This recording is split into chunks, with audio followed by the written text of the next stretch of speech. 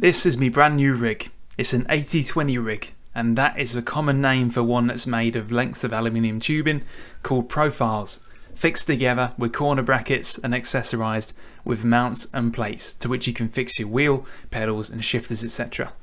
Although they seem quite boxy and angular, they are rock solid and they're the current king of sim racing cockpits. If you're thinking about buying an 80/20 rig like my Trak Racer TR80, you likely fall into at least one of these categories.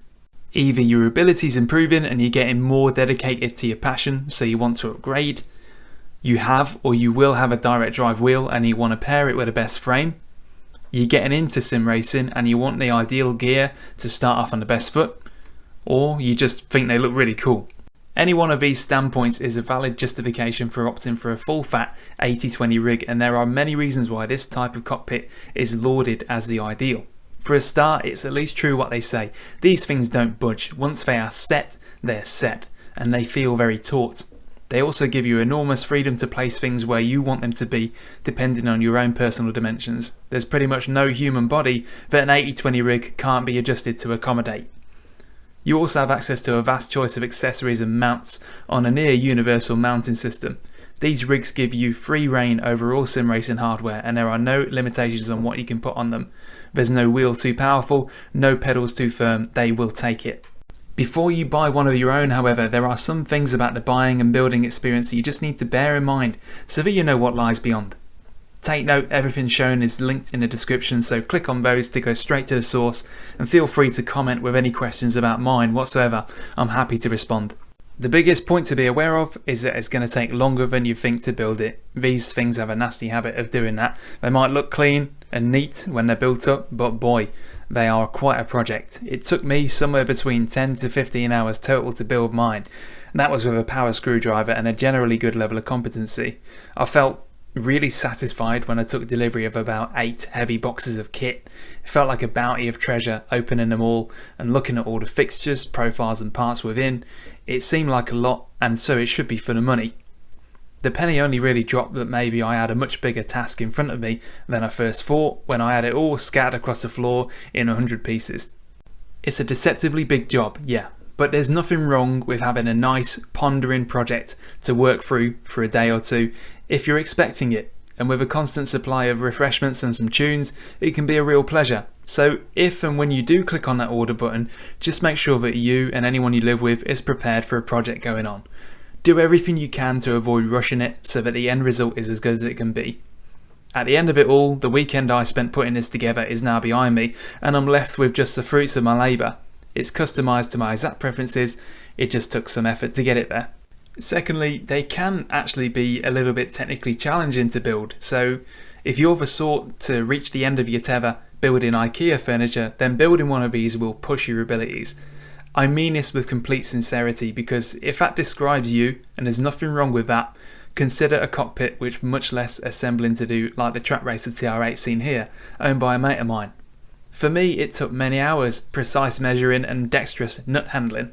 For his TR8, assembly took a measly 1 hour, and although you won't be able to customise it quite as freely, at least you'll be able to get from unboxing to racing without losing your spirit.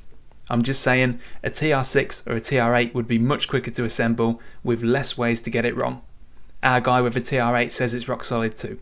Point is, don't be coerced into buying an 80/20 rig if you know you don't get on with things requiring lots of assembly. A good quality tube rig would be the right choice for you. Buying an expensive cockpit should be a happy time, not filled with dread. The good news, however, is that whilst I've said it might be a little bit time consuming and a little bit fiddly, I never said that it wasn't well worth it in the end. I finally got myself a proper, serious rig after so many years of sim racing. It's rock solid, fits me perfectly, looks fantastic, and is ready for anything. There's a lot of you out there that, like me, have reached the point where you are enjoying your sim racing so much that you will take a lot of satisfaction from enshrining your equipment like this. If you're in any of those 4 categories I mentioned at the start of this, then you will get what you're looking for with an 80/20 rig. I just figure that if you go in knowing it's going to be a fairly meaty build, you'll enjoy the building part more and you won't be taken by surprise. A bit like if you know there's a 2-hour traffic jam on the motorway, you'll go to the toilet before you get stuck in it. As stated, If the prospect of all that assembly is not your cup of tea, then you may find better satisfaction with something like the TR6 or TR8. So this then is a Trak Racer TR80 with a GT style seat and a standalone triple monitor mount. I'll be honest, the main driving factor behind me choosing this one was just how it looked. The black anodized profiles with the red GEI stripes just do it for me, and I've always had a soft spot for the GT seat as well. As I'm using a Fanatec CSL Elite, I've got the standard wheel mount, but various mounts for direct drives and such are available for when that day inevitably comes. The pedal plate is really heavy duty. It's absolutely weighs a ton. It's got no give whatsoever. When you're building it, once you've got the plate at the height and angle that's right, it's battened down for the long term, but is always ready to be adjusted if needs be. The standalone triple monitor mount was pretty easy to assemble, all things considered. Folks had warned me that 80/20 triple mounts tend to be really fiddly, but I found this part to be quite simple, thankfully. My 24-inch monitors are hardly pushing its limits. I'd be comfortable having much larger and heavier displays on this if I had them. The black anodizing of each length of profile is really nice, but it is a bit of a double-edged sword because you've got to be a little bit more careful not to heavily scrape or scratch the profiles when you're installing. If that does happen, then you've only really got yourself to blame because the shipping packaging can't be criticised. It was pristine out of the box. Delivery was really snappy too, taking less than 48 hours to arrive. The kit came with seat sliders, but I chose to leave them out as I'm the only one using this thing, no matter how much training I do with a dog. A shifter mount is also included, but I don't yet have a shifter, so that's waiting in the wings too.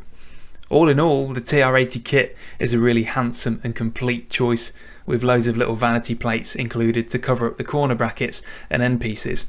I'm not left wanting for anything when it comes to the cosmetics of it. I think it's as gorgeous as an 80/20 rig is going to get by my hand. Trak Racer's instruction manual, though, could have been a bit easier to read and scrutinise, and I've got to confess that at least some of that build time I was mentioning was me having to backtrack a little bit when I realised I'd missed something subtle in the diagrams. Still, the fact that it's successfully built and built well is a testament that the guides are good enough. The total cost of the TR80 with a GT seat and standalone triple monitor mount was approximately £1,000 altogether.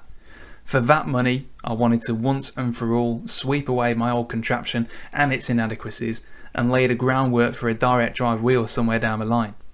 When you spend that much on a mounting solution, you want something that can't be argued with, something that you can look at and know that it's top of the line.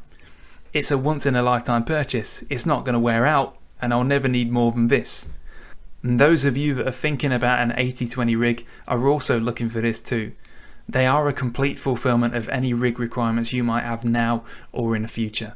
But just remember to charge your corded screwdriver, get some snacks and tunes on, and set aside enough time to enjoy the build. And that's it.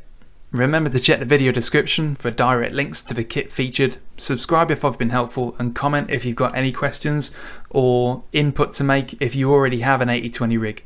Your experiences are really helpful to those passing by, and you guys collectively have a trove of knowledge to give. Thanks for watching and take care.